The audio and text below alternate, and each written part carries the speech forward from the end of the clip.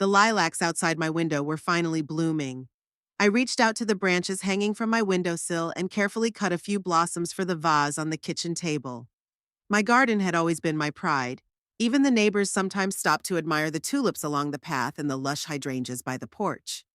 I, Iris Pruitt, have been a widow for 5 years. My husband Walter left suddenly, a heart attack right in the supermarket. I remember noticing missed calls on my phone after returning from a flower show. I remember the hospital corridor and the doctor with tired eyes.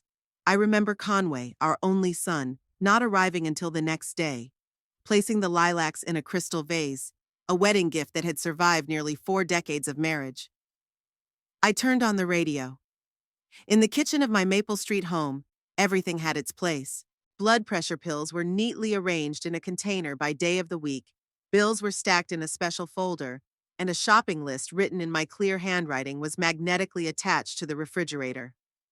In Auburn, the investigation into the collapse of the east wing of the high school athletic complex continues. As a reminder, the tragedy occurred 3 weeks ago during regionals, the announcer suddenly said in a more serious tone. I shook my head. The whole town was still reeling from the tragedy. 2 dead teachers and a severely traumatized child. My thoughts lingered briefly on the families of the victims. What are they going through? At 69, I was still active and independent, which I valued above all else. 35 years as an accountant for an insurance company taught me the value of order and organization. I retired a year before my husband died, planning to travel with him. Instead, I was left alone with guidebooks to Europe that never came in handy. Looking in the hallway mirror, I fixed my close-cropped gray hair. No old-fashioned perm, just a modern cut, neat and practical. I preferred to dress simply but tastefully, too. Today, I'd chosen dark blue pants and a navy blouse. My phone rang as I applied some lip gloss. The name on the screen made my heart clench, Conway. My son rarely called, usually with a specific purpose or request. Mom, it's me. His voice sounded strained. How are you? Hello, Conway. I'm fine, I'm gardening, I answered, taking a seat on the chair by the phone table. Listen, Brianna and I were thinking, maybe you could come over for dinner tonight. I couldn't hide my surprise. Tonight? Did something happen? Nothing's wrong, he said, a familiar irritation in his voice. We just want to see each other. You're my mother, don't you need an excuse? I always needed an excuse, we both knew that. I'd been to their house no more than 5 times in the last 2 years, always for a specific reason: Christmas, Conway's birthday, the anniversary of Walter's death. Spontaneous invitations weren't their style. Of course I'll come, I agreed after a pause. What time? 7 o'clock. Brianna's cooking something special. Something special from Brianna usually meant a complicated dish she'd cooked from a recipe on a cooking blog, so she could go into detail about the process, as if I hadn't been an accountant for 30 years and couldn't figure out what blanching or sauce reduction meant. After the call, I decided to return to the garden. It had become my salvation after Walter's death. When grief threatened to swallow me whole, I would go out with a shovel and rake and work until I was exhausted. There was something therapeutic about the process, seeing a small seed grow into a whole plant, seeing nature continue its cycle in spite of human loss and tragedy. Walter always teased me about my love of numbers and precision. Iris, even flowers you plant on a ruler, he used to say with a smile. He was a high school history teacher, a bit absent-minded, always with a book in hand. My complete opposite, but that's why our marriage worked so well. I planned, he dreamed. I counted, he told stories. Conway wasn't like me or his father. From childhood, he was a sullen, withdrawn child who had trouble connecting with his peers. I tried to teach him discipline and responsibility, seeing that Walter's thoughtlessness only made things worse. Perhaps I was too strict? Looking back now, I sometimes wonder about that. But at the time, it felt like I was doing the right thing. Civil engineer was not the profession I envisioned for my son. It seemed to me that with his penchant for the exact sciences, he could have been a scientist or a teacher. But Conway chose a more practical path. That's where the real money is, Mom, as he explained upon entering Polytechnic. He met Brianna there, too, in his 3rd year. She was studying business administration and immediately gave me the impression of a calculating person. Tall, slender, with cold gray eyes and perpetually pinched lips. Even at their wedding, watching her methodically overseeing all the details of the celebration, I felt that for her, it was more like a successfully completed project than the happiest day of her life. They didn't have children. Now is not the time. We need to focus on our careers. Brianna worked in the marketing department of a pharmaceutical company and clearly had her sights set on a management position. Her career ambitions always came first. I watered the velvets and tied up the sprawling tomatoes. Working in the garden always helped me think. Conway's invitation was strange, unlike him. He usually called when he needed something: advice on a tax return, help choosing a gift for Brianna, or asking to borrow money until payday. This sudden dinner for no reason was vaguely disturbing. The last time we'd met hadn't ended well. It had been 3 months ago, on his birthday. Brianna had made some exotic dish that was almost inedible, and we'd all pretended to enjoy it. The conversation wasn't going well. I asked about his work, and Conway mumbled something about problems with project deadlines. Brianna turned the topic to their plans to buy a new car, obviously more expensive than they could afford. When I cautiously noted this, the atmosphere at the table grew noticeably colder.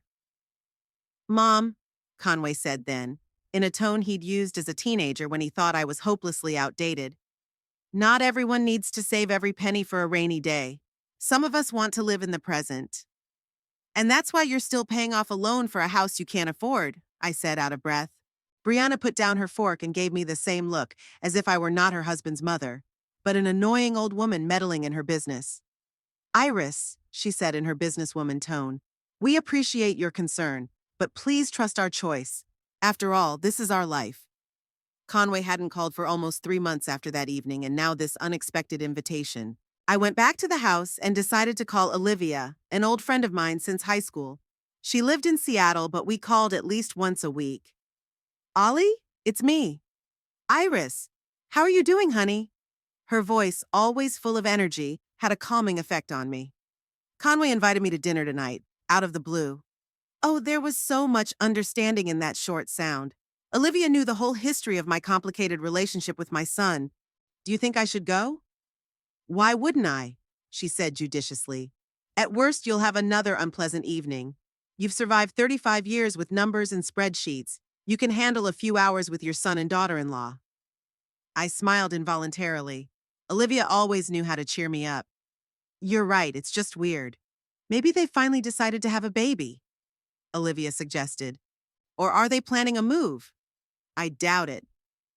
Brianna had just gotten a promotion, so they weren't likely to go anywhere. And as for the kids, she'd always said motherhood wasn't in her plans. We chatted some more about our gardens. Olivia was growing orchids on the windowsill of her apartment, and the recent scandal on the Auburn City Council over budget allocation. When I mentioned the tragedy at the school, Olivia sighed. "Terrible. Saw the report on national news. How could this happen in a new building? They say there's going to be a massive investigation. The mayor has already made a statement that those responsible will be punished."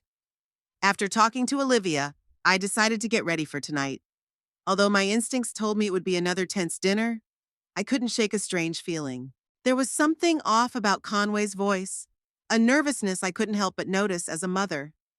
I'd chosen a dark maroon dress and pearl earrings for dinner, a gift from Walter for our 30th anniversary. He always said that color suited me.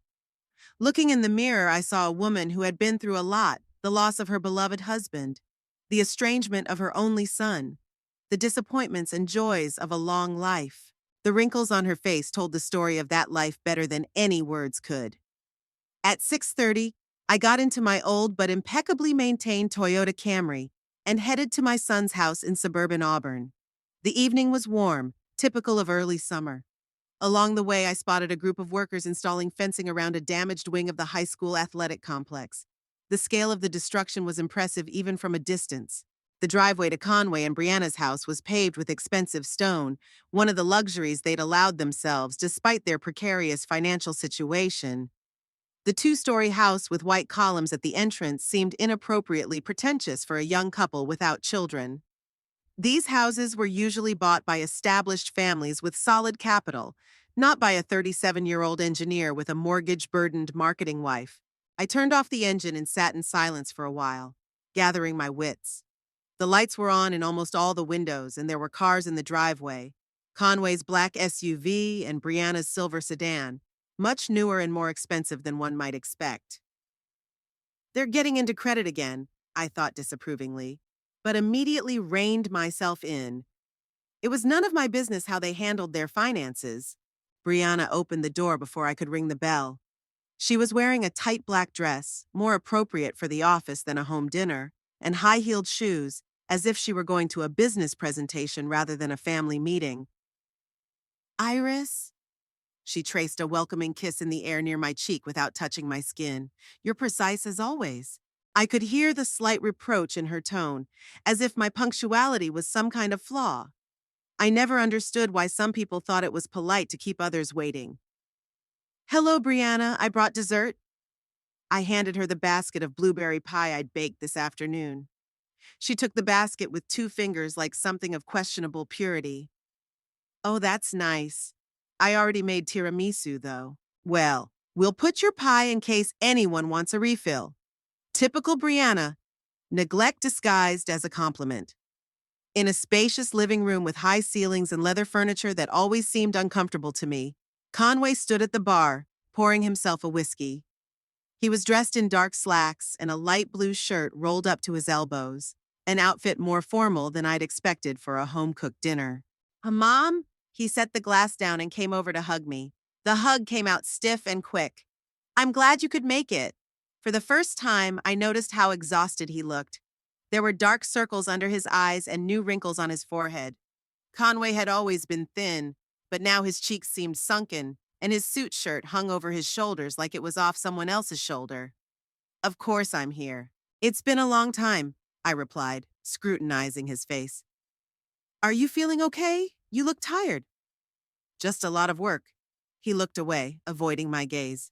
What are you drinking? Wine? Or maybe a martini? A little white wine, please. Conway nodded and went back to the bar, and Brianna appeared from the kitchen, taking off her apron as she went. Dinner's almost ready. I made risotto with mushrooms and truffle oil. I hope you don't mind mushrooms, Iris. No, not at all, I answered, though I'd never been a fan of fine dining. I preferred simple home-cooked meals roasts, mashed potatoes, casseroles. But Brianna was always eager to impress with her culinary experiments. We moved to the dining room table, another room that I felt was unnecessary in a house this size. The huge dark wood table was set like a haute cuisine restaurant. Crystal clear glasses, silverware, starched napkins, all this for 3 people. Brianna bustled about, arranging plates of risotto garnished with some microscopic leaves and swirls of sauce.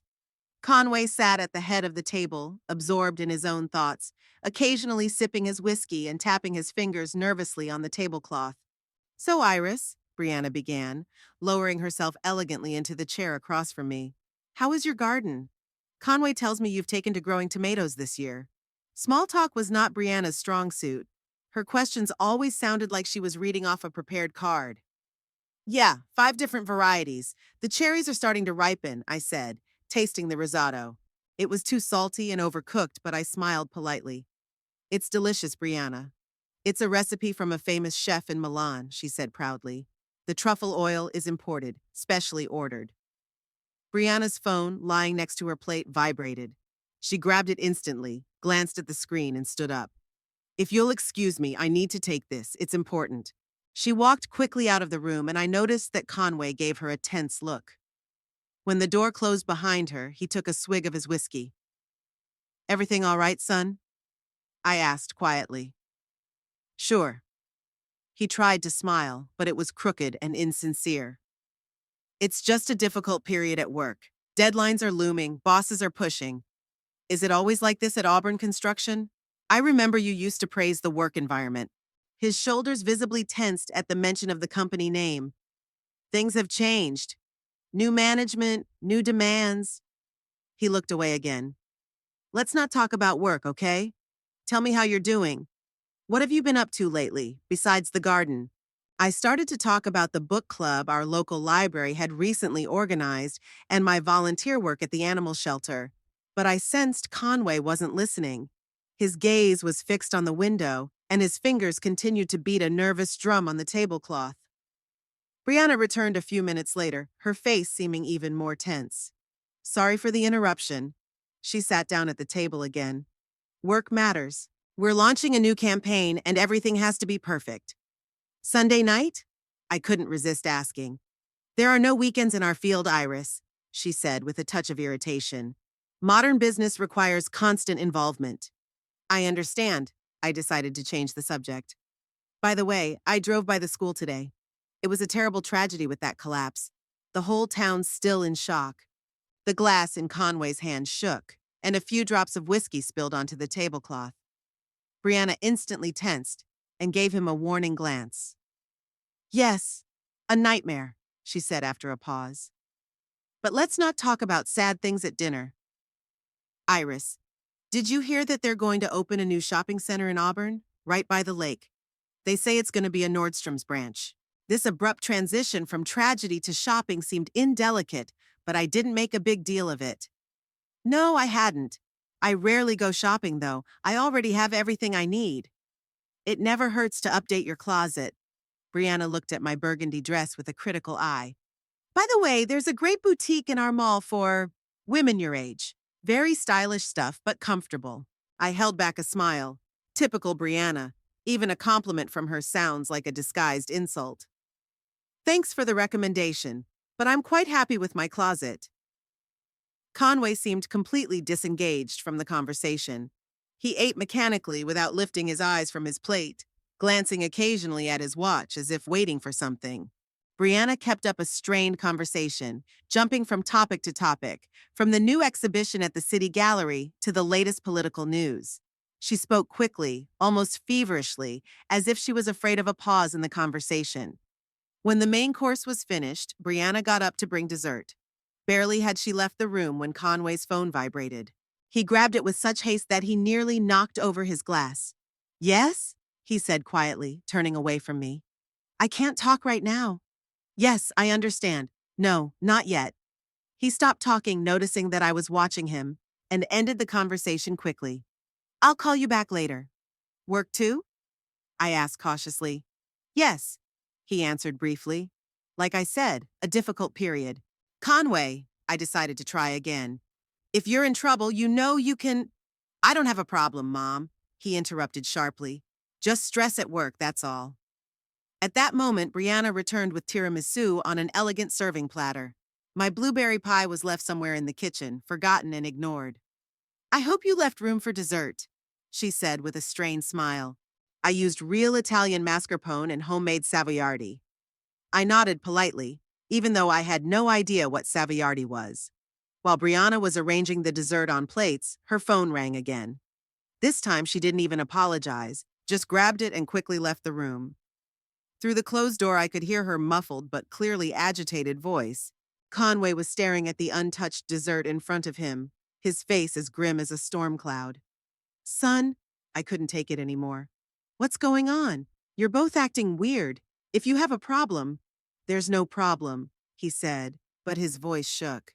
It's just going through a rough patch. We all do. You look exhausted lately. You've lost weight, circles under your eyes. It's not like normal work stress. Mom, he sounded steely. I appreciate your concern, but I'm a grown man and I can handle my own problems, if I have any at all. Brianna returned, her face pale and her hands trembling slightly.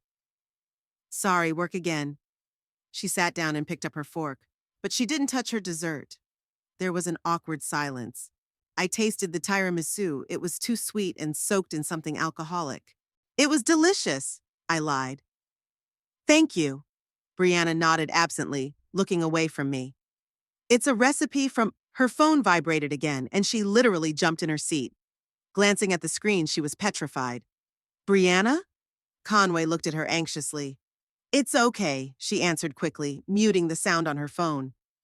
It's just, I'll need to stop by the office tonight, after dinner. Sunday night? Now Conway asked the same question I asked earlier. Yes, there was an unexpected problem with the new campaign. She smiled nervously. You know how it is. No, I don't, Conway replied abruptly. Because normal people don't work 24 hours a day, 7 days a week. It's not normal, Brianna. I looked at my son in surprise. I couldn't remember the last time I'd heard him contradict his wife. Is it normal to build defective buildings that collapse? Brianna blurted out, and then covered her mouth with her hand as if she wanted to take it back. There was a heavy silence in the room. Conway's face turned white and his eyes filled with a fury that made me uncomfortable. I'm sorry, Brianna said quickly. I didn't mean it like that. It's just that we're all worked up about work. Conway silently got up from the table and left the room. A few seconds later, I heard his office door slam. Brianna sat with her head down, her shoulders shaking. When she looked up at me, there was a look of desperation in her eyes. I'm sorry, Iris. Dinner was clearly not a success. We're both not at our best tonight. Brianna, I lowered my voice. What's going on? And don't talk to me about work stress. I've lived long enough to know the difference between normal fatigue and real problems. She stared at me for a long moment, as if assessing whether to tell the truth. Finally, she shook her head. Nothing we can't handle. Her tone was cold and detached again. Every family has hard times. She stood up and began to collect the plates. Leave them. I'll clean them up myself. You must be tired. Perhaps you'd better go home. I'll tell Conway you said goodbye. It was a direct line to the door, but I was in no hurry to leave. Tell Conway that if he needs help, any help, I'm always here for him. I'm his mother, and I'll always be at his side. Of course, Brianna nodded, not looking me in the eye. I'll tell him. As I stood in the hallway putting on my light coat, Conway came out of his office. His eyes were red, like he was holding back tears. Leaving already? He asked, and I could hear the panic in his voice. Yeah, Brianna said you're both tired. I don't want to impose. You don't? He stopped, like he couldn't find the words. Thanks for coming. Conway. I stepped closer and put my hand on his shoulder. If you need to talk about anything, I'm always ready to listen. Something flickered in his eyes for a moment, a desire to trust, to ask for help, but then his face went blank again. It's okay, Mom. It really is. Just, take care of yourself, okay? The phrase sounded strange, almost ominous, like he was saying goodbye. You too, son, I said, feeling my anxiety rising. As I stepped out onto the porch, I turned around. Conway was standing in the doorway, his figure seeming lonely and lost against the vast empty house. He raised his hand in a parting gesture, and something in the movement made my heart clench with pain. As I got into the car, I couldn't shake the feeling that something very serious was going on in my son's life, and he wouldn't or couldn't tell me about it. The drive home seemed endless. Auburn streetlights cast a dim light on the asphalt wet from the recent rain.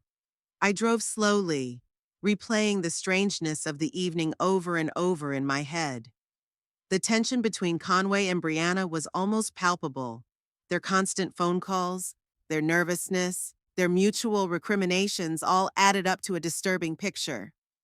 I was particularly disturbed by Brianna's line about defective buildings that then collapse. It sounded not like an abstract example, but a direct accusation. And Conway's reaction, I've never seen him so lost and scared. As I stopped at the stoplight, I remembered the reports of the collapse at the high school sports complex. Conway worked for Auburn Construction, the company that, if I'm not mistaken, was involved in the construction of that complex. Could it be? No, it can't be. My son is certainly not the most empathetic person, but he couldn't have been involved in a tragedy that took lives. The traffic light switched to green, and I slowly pulled out of the driveway. The headlights of a car that seemed to be following me from the Conway house flashed in my rearview mirror. Paranoia? Maybe. The events of the evening had clearly thrown me off my game. I decided to stop at the convenience store. I needed time to collect my thoughts, and mindlessly walking between shelves always helped me think.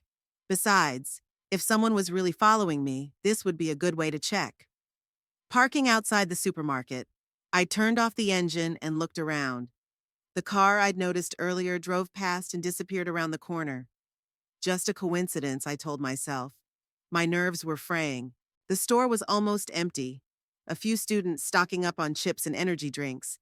An elderly couple studying canned goods. A sleepy cashier flipping through something on her phone. I picked up my basket and began to wander aimlessly between the rows, immersed in my thoughts. What if my suspicions were correct? What if Conway really did have something to do with the tragedy at school? No, I refused to believe it. He could be cold, even callous at times, but not a criminal. Not a man capable of putting children's lives at risk. I was so immersed in my thoughts that I flinched when the phone in my bag made the sound of an incoming message. Taking it out, I saw an unfamiliar number on the screen and a short text. Leave now. Don't say anything to him. I reread the message several times, trying to make sense of it. Leave from where? Not tell who. And who was the sender? My first thought was that someone had gotten the wrong number, but something told me that the message was addressed to me. I decided to call the number, but the phone said, "The called party is unavailable." That's weird.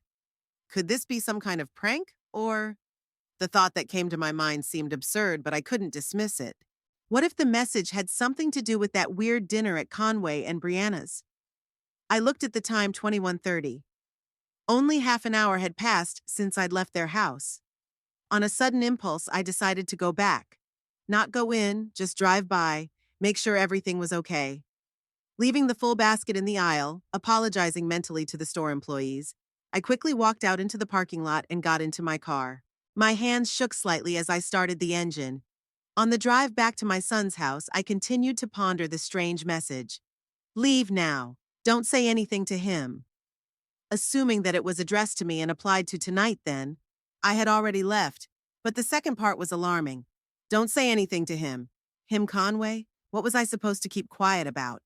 I turned onto the quiet street where Conway and Brianna lived. I could see from a distance that something was wrong. There were several cars with blinkers outside their house, 2 police cars, and 1 black unmarked car.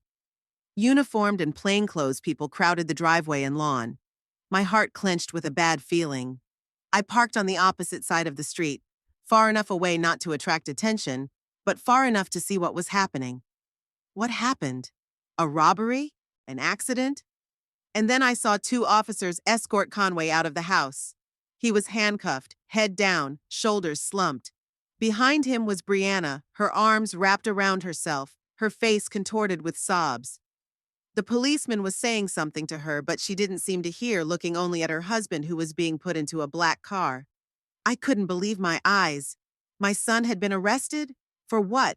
What had he done? And suddenly everything fell into place.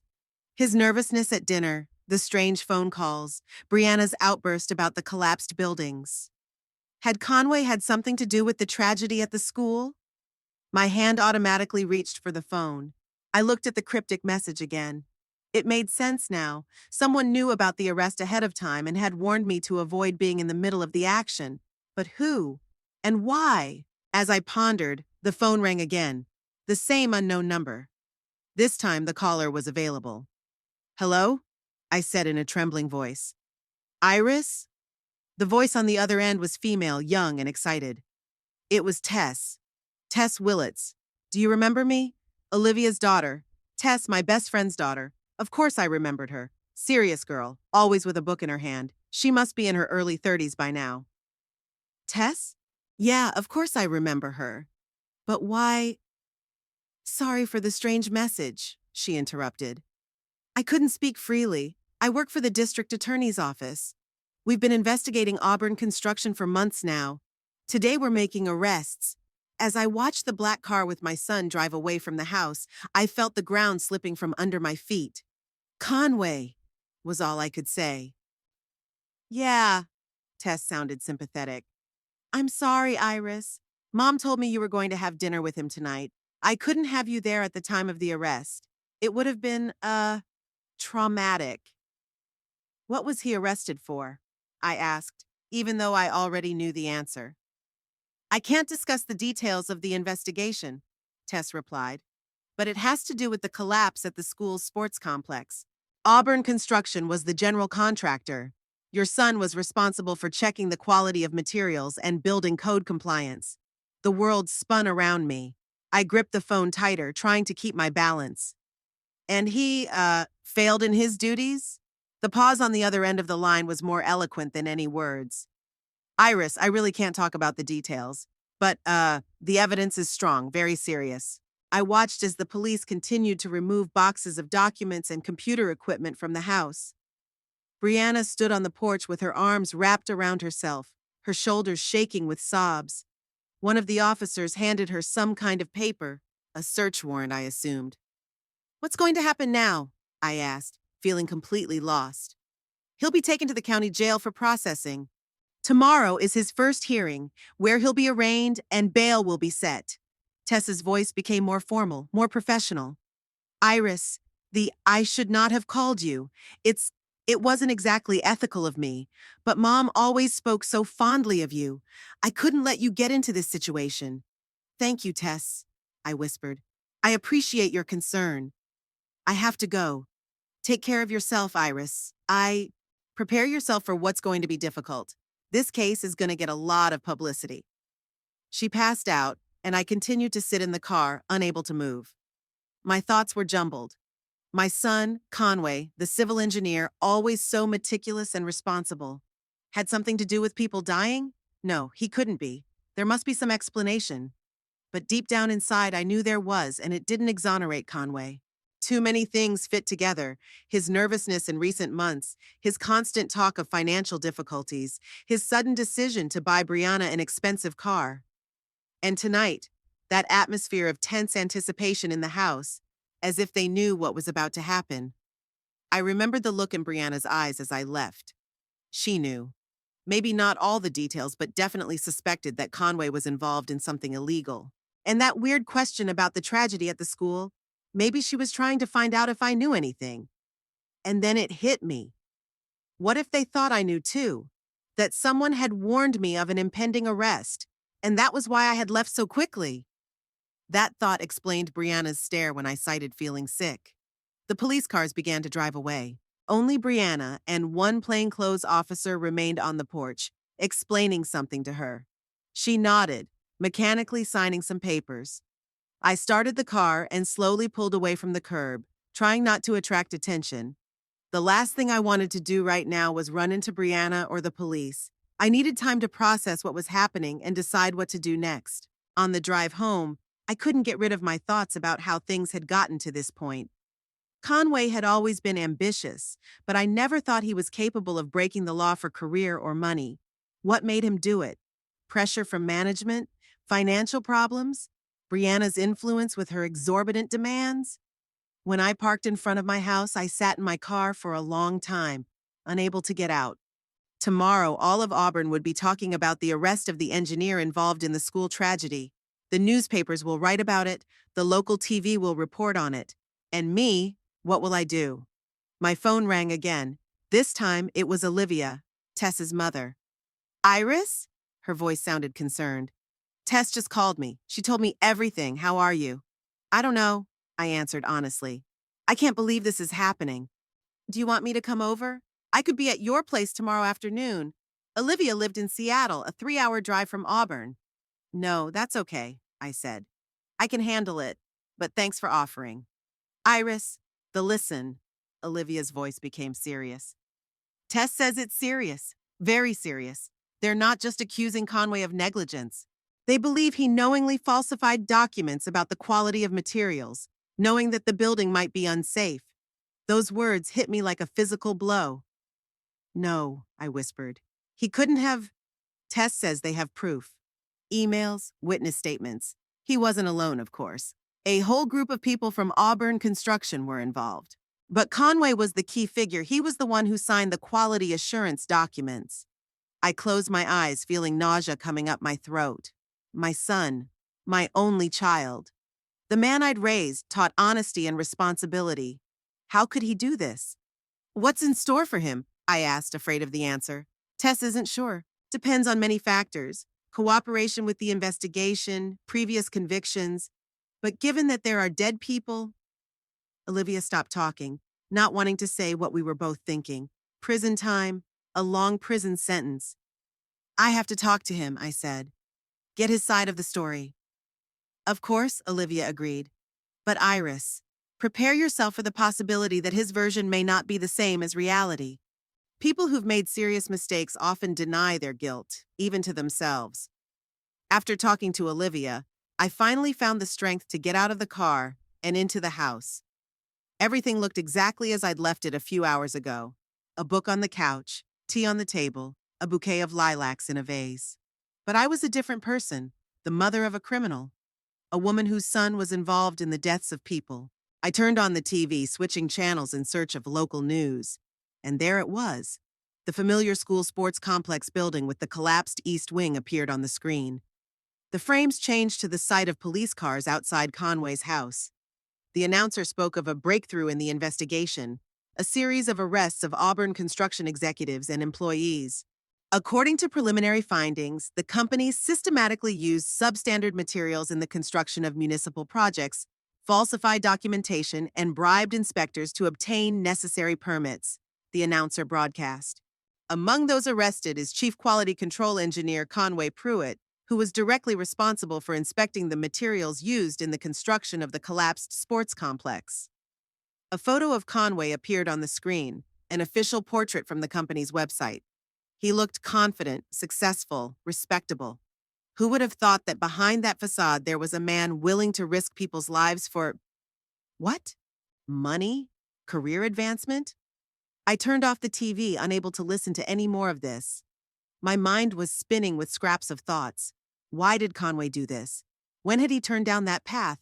What had I missed in his upbringing? Or was it not about me, but about his own choices?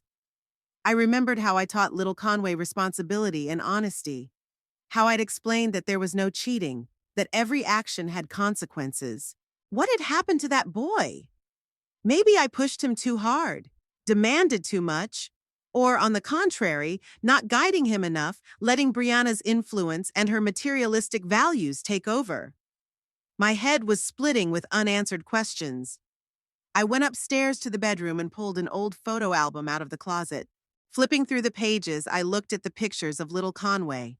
Here he was taking his first steps. Here he was going to first grade with a huge bouquet for his teacher. Here he was getting his college diploma.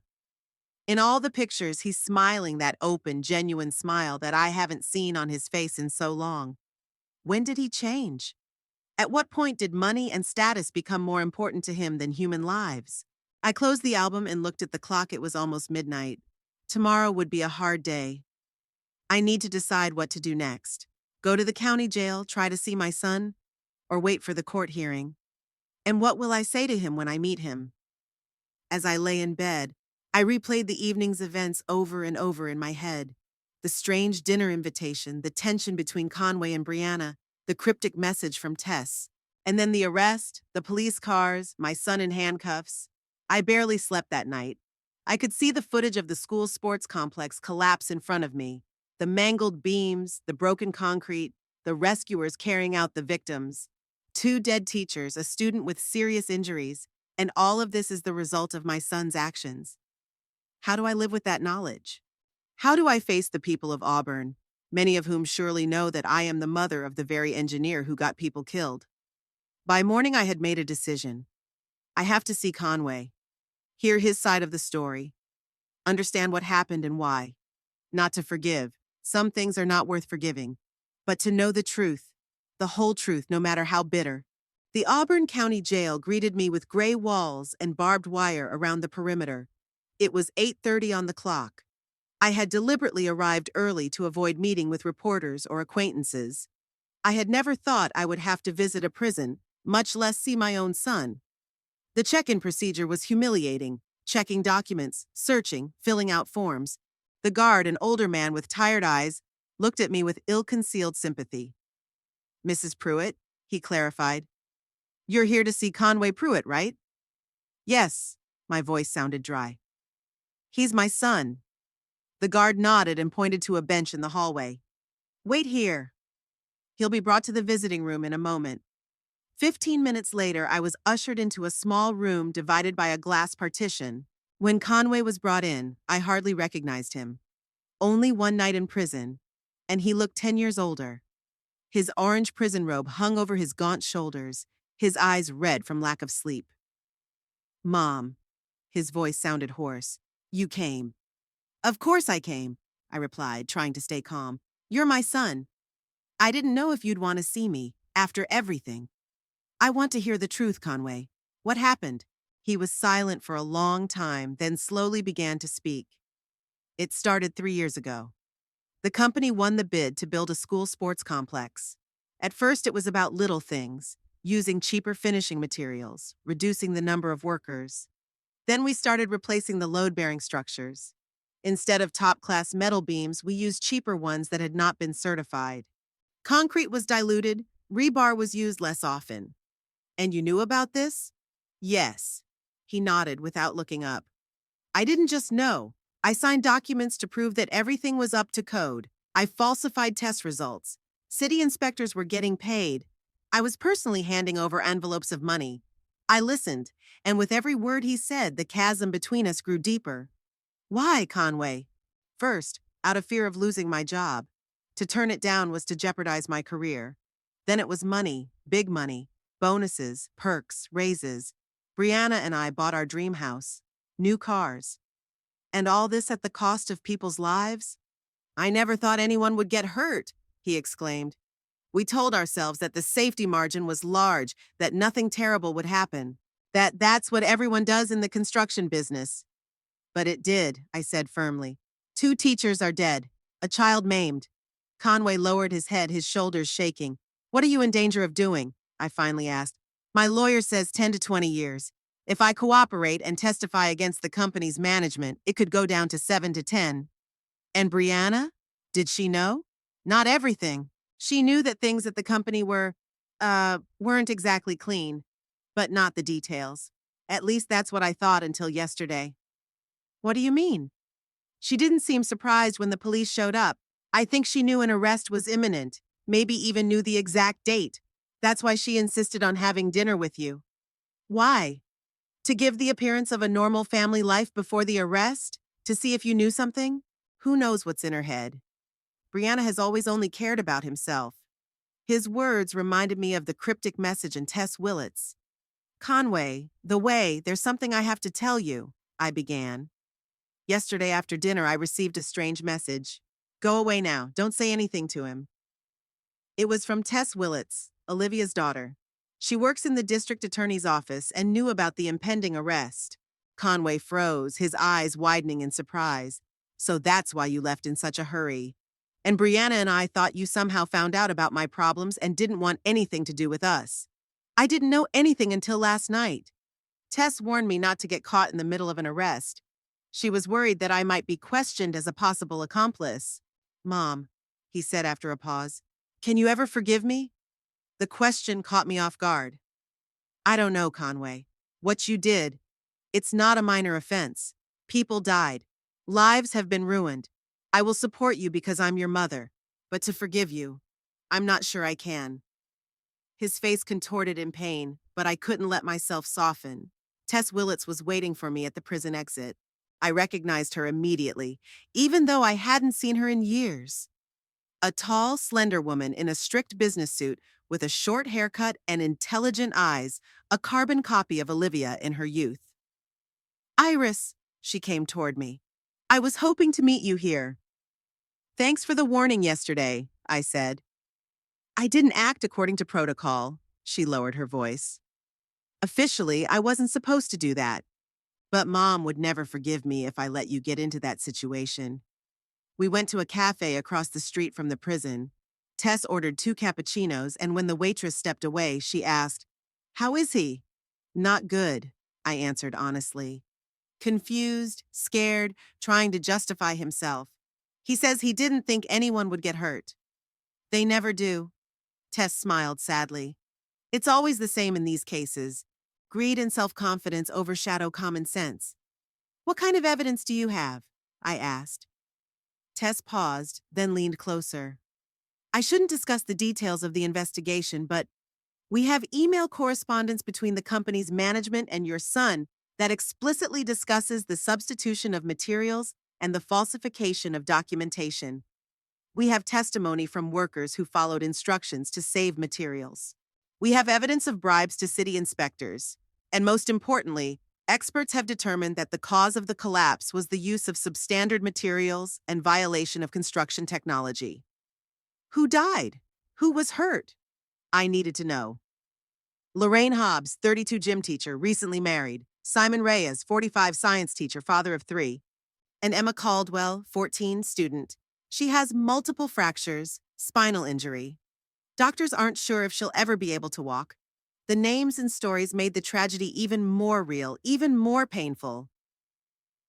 Yesterday, Tess continued, when I saw you outside your son's house after the arrest. Did you come back? Yes, I admitted. When I got your message, I didn't know what it meant at first.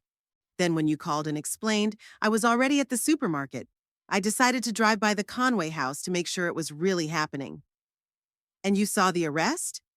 Yeah. I saw him being led out in handcuffs, Brianna crying on the porch. By the way, Conway said that Brianna may have known about the arrest in advance. Is that true? Tess was quiet for a moment, then nodded. We think so, yes. We have information that a few days before her arrest, she transferred a substantial amount of money into an account at another bank, in her own name only, and withdrew some of it in cash. Classic behavior of a spouse preparing to arrest his partner. And she arranged this dinner knowing that her husband would soon be behind bars. I chuckled bitterly. I wondered why. To create a semblance of normalcy? Or to find out if I knew something? Probably both, Tess suggested. It was human nature to cling to normality in the face of disaster. And she might have been worried that Conway had shared some information with you that might compromise her. Do you suspect her of involvement? There's no direct evidence yet. But we're looking into all the connections. If it turns out she knew about the scheme and profited from it, then she could be charged too. We said goodbye and I drove home. On the way, I got a flat tire.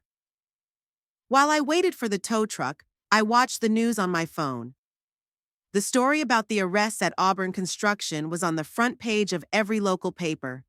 Criminal negligence led to tragedy. Construction company executives arrested for falsifying documents. 2 dead, 1 seriously injured. Who will be held accountable for the school tragedy? At home, I checked my answering machine 5 new messages.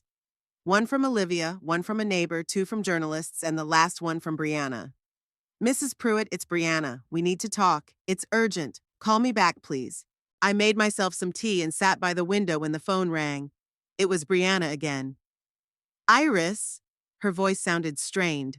I need to talk to you, in person. It's about Conway and, what happened yesterday. Brianna, I just came from him, I said tiredly. He told me everything. Not everything, she said sharply. Believe me, not everything. I know you were warned about the arrest. I know who did it, and I know why. I froze, surprised by her knowledge. How did you? Not over the phone, she interrupted. Can I come to your place? In an hour? I hesitated.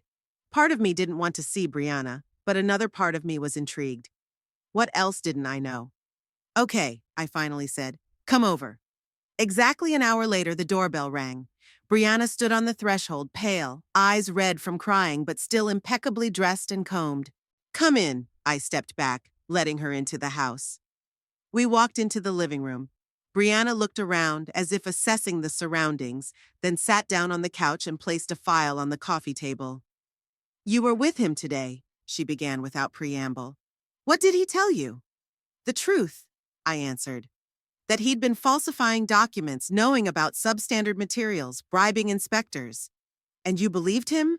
Brianna grinned bitterly. Believed that your son, your Conway, had knowingly gone through with it? Just for the money? Didn't you? I looked at her carefully. Not exactly. Brianna opened a folder and pulled out some documents. Yes, he did all this, but not of his own free will. He was forced, threatened. By who? People far more powerful than he was. The mayor, the head of the building committee, the owners of Auburn Construction. It was a system, Iris. Anyone who refused to participate was fired, blackmailed, threatened. One engineer who wanted to go to the police was hit by a car. Accident, of course. I listened, not knowing whether to believe her. If it was true, why hadn't Conway told me about it? Or the police? Because he's afraid. For himself. For me, for you. Brianna looked me straight in the eye. They know where you live, Iris. They know you have a summer house in the foothills. They know you go to book club on Wednesdays. What do you want from me, Brianna? Help, She pulled a flash drive out of her bag. It's evidence, IDs, phone records, photos, anything to prove that Conway was just a pawn in a bigger game. I can't take this to the police. I'm being followed. But you can. No one will suspect you. I stared at the flash drive, hesitant to take it. Why should I believe you? Because I love your son, Brianna said firmly. No matter what. And because I'm pregnant. I'm 3 months pregnant. Conway doesn't know yet. I was numb to the news. Grandson or granddaughter? Me? And also, Brianna continued, because Tess Willits warned you for a reason. She's part of it. Her mother, your friend Olivia, is also involved. They own stock in Auburn Construction through shell companies. That information hit me like a blow to the head. That's impossible, I whispered. Olivia has been my best friend for 40 years. Check it out for yourself. Brianna put the flash drive on the table. All the proof is in here. Tess didn't warn you out of kindness, but so you wouldn't be there during the arrest and hear what Conway might say in the first moments of panic. I stared at the flash drive, feeling the world collapse around me for the second time in 2 days. The week after Conway's arrest had passed like a blur. Auburn was buzzing, a small town rarely the center of such a high-profile scandal. The local papers were full of headlines: negligence or willful misconduct. Who will be held accountable for the school tragedy? Key Auburn construction figures arrested. I hardly ever left the house for fear of running into people I knew. I ordered groceries by delivery, disconnected my landline phone, and stopped answering calls from unfamiliar numbers. Journalists never gave up trying to get a comment. Several times I saw their cars parked outside my house. On Wednesday morning, when I went out into the garden, a neighbor over the fence called out to me, "Iris, how are you holding up, dear?" Eleanor Parks, a widow like myself, had lived next door for 30 years. "I'm doing fine, Ellie," I answered, trying to sound normal. "Thank you for asking." "It's a terrible story," she shook her head. "The whole town is talking about it. The poor families of the teachers who died. And this girl, Emma, they say she's going to have several more surgeries." I nodded silently, not knowing what to say. "Have you been to see him? In prison?" "Yes," I answered briefly, hoping she wouldn't ask any more questions.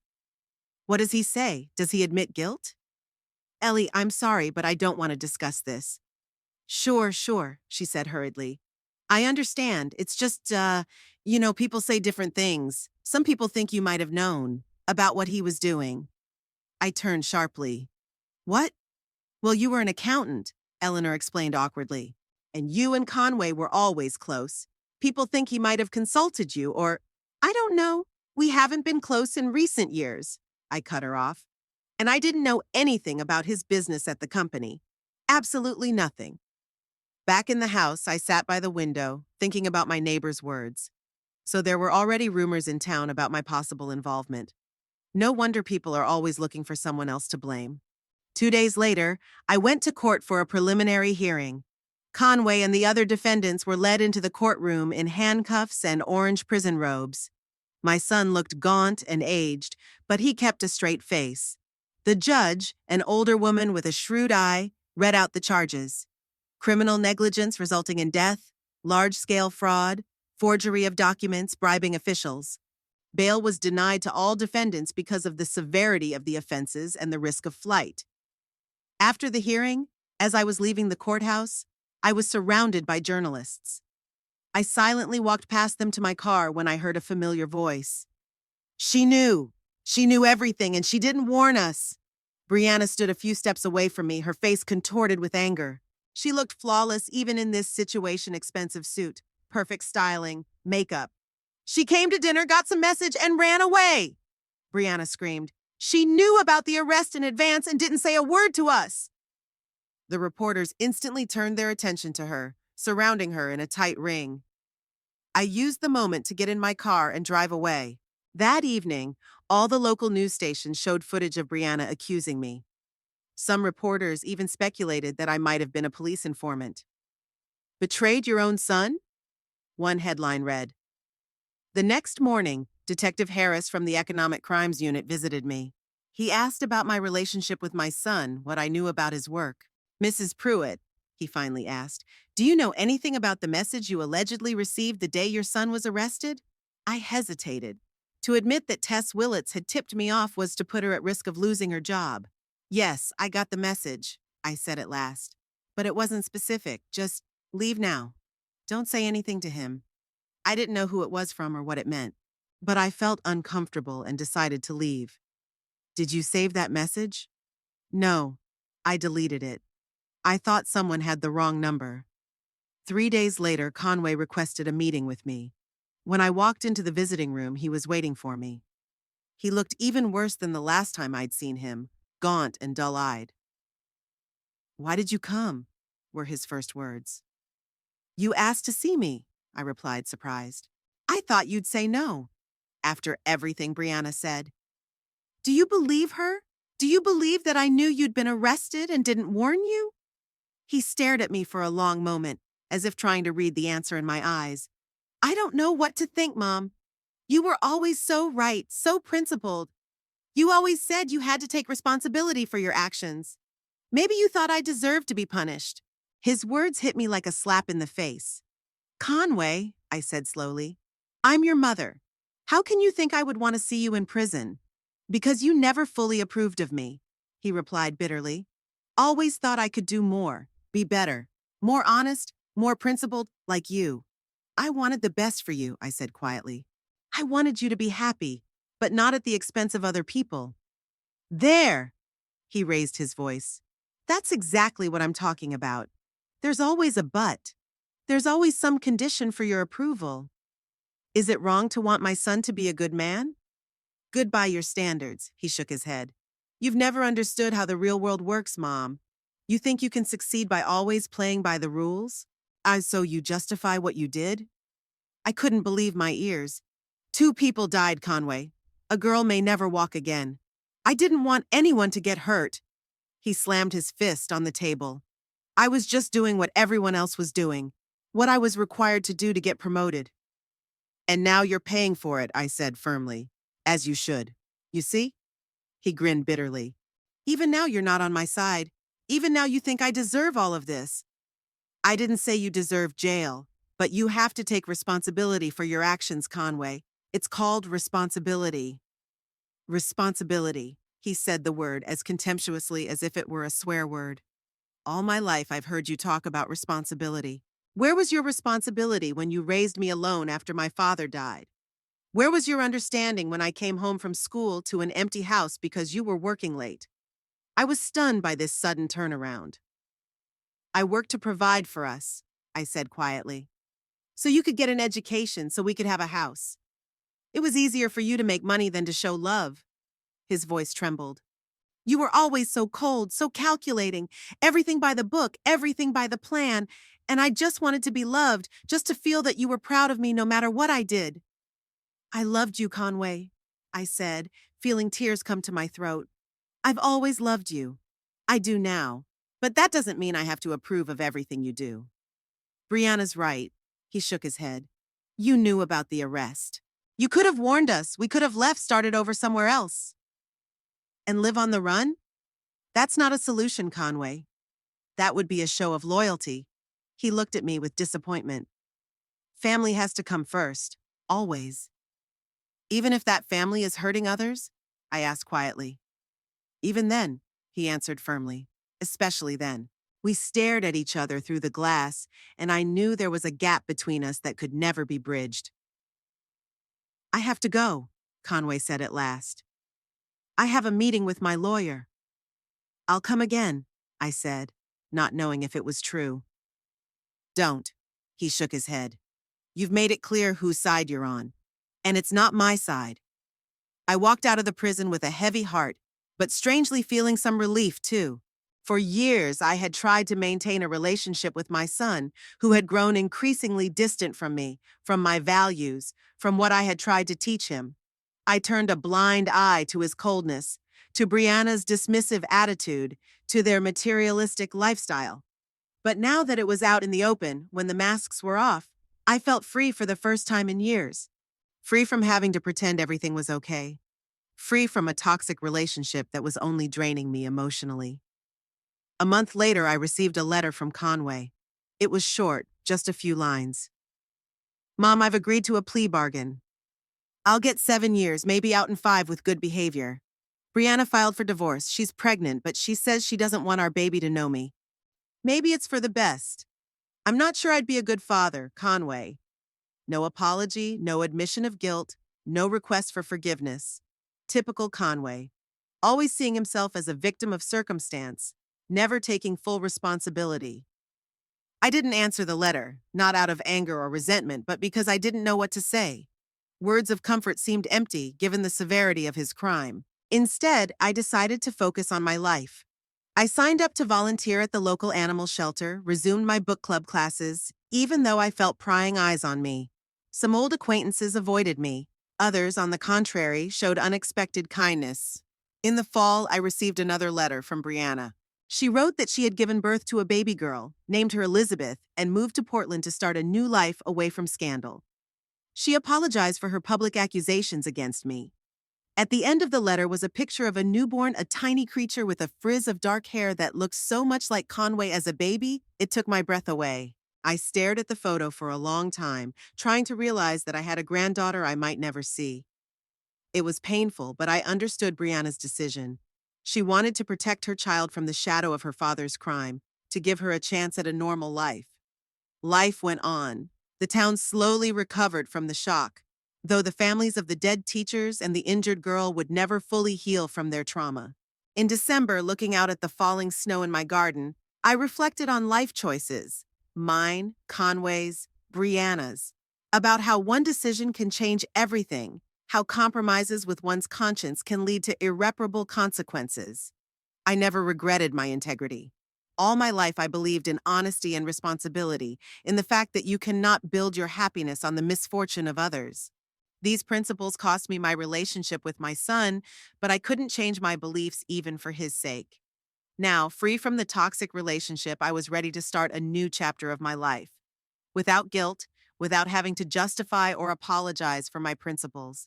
With the knowledge that my integrity was right, always.